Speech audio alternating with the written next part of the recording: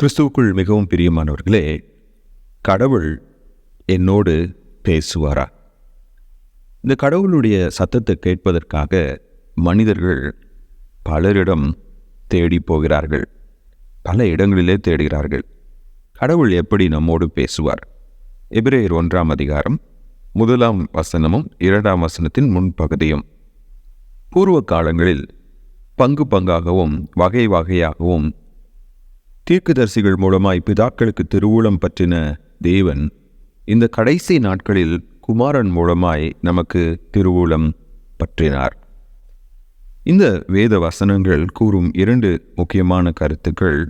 முதலாவது, கடவுள் எப்போதும் நம்மோடு கூட பேசிக்கொண்டுதான் இருக்கிறார்.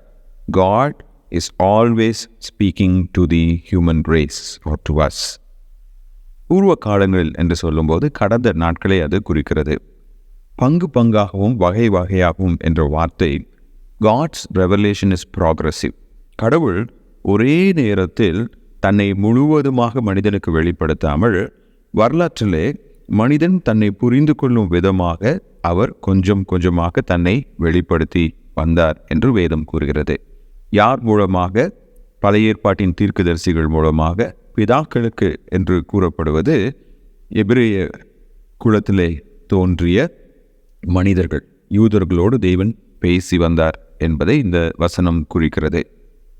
யூதர்களோடு மட்டும்தான் கடவுள் பேசுவாருங்களா? இல்லை. வேதம் சொல்லுது, இயற்கையின் மூலமாக தேவன் எல்லா மனிதனோடும் இடைப்படுகின்றார். வானங்கள் தேவனுடைய மகிமையை வெளிப்படுத்துகிறது. இயற்கையை பார்க்கும் பொழுது இந்த இயற்கையை சிருஷ்டித்த கடவுள் ஒருவர் இருக்கிறார் என்பதை மனிதனுக்கு கடவுள் உணர்த்தி வருகிறார். மனசாட்சியின் மூலமாக, த்ரூ கான்சைன்ஸ், ஒவ்வொரு மனிதனுடைய இருதயத்திலும் கடவுள் இருக்கிறார் என்ற உணர்வை தேவன் வைத்திருக்கிறார். கடவுள் இருக்கிறார் என்ற உணர்வு எல்லா மக்களுக்கும் இயற்கையாக தோன்றுவது. கடவுள் இல்லை என்ற ஒரு கோட்பாடு தான் மனிதனுக்குள்ளாக திணிக்கப்படுகிறதாக இருக்கிறது. ஏனென்றால் மனிதனுடைய மனசாட்சியிலே கடவுள் இருக்கிறார் என்று தேவன் தன்னை குறித்து வெளிப்படுத்தி இருக்கிறார். வரலாற்றை நாம் பின் திரும்பி பார்க்கும்போது வரலாற்றின் மூலமாக தேவன் தன்னை வெளிப்படுத்துகிறவராக இருக்கிறார். குறிப்பாக ஒருவேளை இந்த இயற்கை, மனசாட்சி, வரலாறு இதெல்லாம் நம்ம பின்னாடி திரும்பி பார்க்கும்போது கடவுள்னு ஒருத்தர் இருக்கிறாருன்னு சொல்லி தெரிந்துக்கலாம். அவர் யார், அவர் எப்படிப்பட்டவர், அவரை நம்ம எப்படி அணுக முடியும், அவர் நம்முடைய வாழ்க்கையில் என்ன எதிர்பார்க்கிறார் என்பதை நாம் தெரிந்து கொள்ள வேண்டுமே என்றால் அது வேதத்தின் மூலமாக. பழைய ஏற்பாட்டின் 39 புஸ்தகங்களும் இந்த உலகத்திற்கு கடவுளை வெளிப்படுத்தும் வெளிப்பாடாக, இறை வெளிப்பாடாக கொடுக்கப்பட்டது. எனவே தேவன் எப்போதும் நம்மோடு பேசுகிறவராக இருக்கின்றார். அவர் தன்னுடைய சித்தத்தை நமக்கு வெளிப்படுத்த விருப்பமுள்ள தேவனாய் இருக்கின்றார்.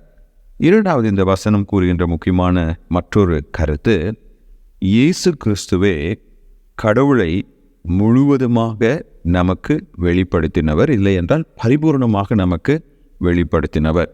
There is no one greater than Jesus who revealed God to human race. இப்போ இஸ்லாமிய மதத்தில் பார்ப்போம் என்றால் இயேசு கிறிஸ்துவை ஒரு தீர்க்கதரிசியாக கருதுவார்கள். ஆனால் முகமது நபி அவர்கள் இயேசு கிறிஸ்துவை காட்டிலும் மேலான தீர்க்கதரிசி என்று அவர்கள் கூறுவார்கள்.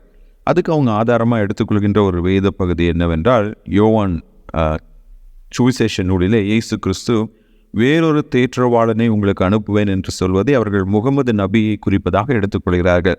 ஆனால் யோவான் எழுதப்பட்ட அந்த சூழ்நிலையிலே அது பரிசுத்த ஆவியானவர் அருளப்படுவதை குறிக்கிறது. அது ஒரு காலமும் முகமது நபி அவர்களை குறிப்பதில்லை.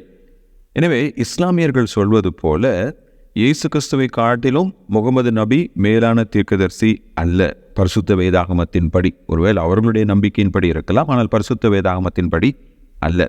பரிசுத்த வேதாகமத்தின்படி இயேசு கிறிஸ்துவானவர் ஒரு தீர்க்கதரிசியும் அல்ல. இயேசு கிறிஸ்து யார்? அவர் தீர்க்கதரிசிகளிலும் உன்னதமானவர், பெரியவர். இவரை குறித்து வேதம் கூறுகிறது, இவர் குமாரன். He is the eternal son of God. இவர் நித்திய தேவ குமாரன். பிதா எவ்வாறு நித்தியமானவரோ அதே போல குமாரனாகிய கிறிஸ்துவும் நித்தியமானவர். இந்த நித்தியமான குமாரன் என்னவெல்லாம் செய்தார் என்று பின்வரும் வசனங்களிலே எபிரேயருக்கு எழுதின ஆக்கியோன் நமக்கு எழுதி கொடுக்க போகின்றார். அதை நாம் பின்னாடி நம்ம பார்க்கலாம். ஆனால் இன்றைக்கு நாம் கற்றுக்கொள்கின்ற ஒரு கருத்து என்னவென்றால், ஆண்டவராகிய இயேசு கிறிஸ்துவின் போதனைகளே பிதாவை, கடவுளை நமக்கு முழுவதுமாக வெளிப்படுத்தியது. இப்போ பழைய ஏற்பாட்டை பார்ப்போம் என்றால் அது இயேசு கிறிஸ்துவை குறித்து எழுதப்பட்டது. புதிய ஏற்பாடு இயேசு கிறிஸ்துவை குறித்து எழுதப்பட்டிருக்குது. அப்போ இயேசுவின் போதனைகள் உள்ளடக்கிய சுவிசேஷ நூல்களும், இயேசுவை குறித்து போதிக்கும் பழைய ஏற்பாடும், இயேசுவை குறித்து போதிக்கும் புதிய ஏற்பாட்டின் பிற நூல்களும் இயேசுவின் வார்த்தைகளாக, கடவுளின் வார்த்தைகளாக நமக்கு அருளப்பட்டிருக்கிறது. அந்த வேதத்தை நாம் வாசிக்கும் பொழுது கடவுள் நாம் ஒவ்வொருவரோடும் தனிப்பட்ட முறையிலே பேசுகின்றார். எனவேதான் இயேசு கிறிஸ்து காதுள்ளவன் கேட்க கடவன் என்ற பதத்தை அடிக்கடி பயன்படுத்தினார். கடவுள் நம்மோடு பேசிக்கிட்டு தாங்க இருக்கிறாரு, நாம தான் காதை அடைச்சி வச்சிருக்கிறோம். கொஞ்சம் மனசை திறந்து கடவுளுடைய சத்தத்திற்கு நம்ம செவி கொடுப்போமே என்றால் அவர் என்ன பேசுகிறார் என்பதை நாம் தெரிந்து கொள்ள முடியும். கடவுள் நம்மோடு பேசுகிறார். அவர் இயேசு கிறிஸ்துவின் மூலமாக நம்மோடு பேசுகிறார். அவருடைய சத்தத்தை கேட்க நாம் ஆயத்தமாக இருக்கிறோமா? ஆமென்.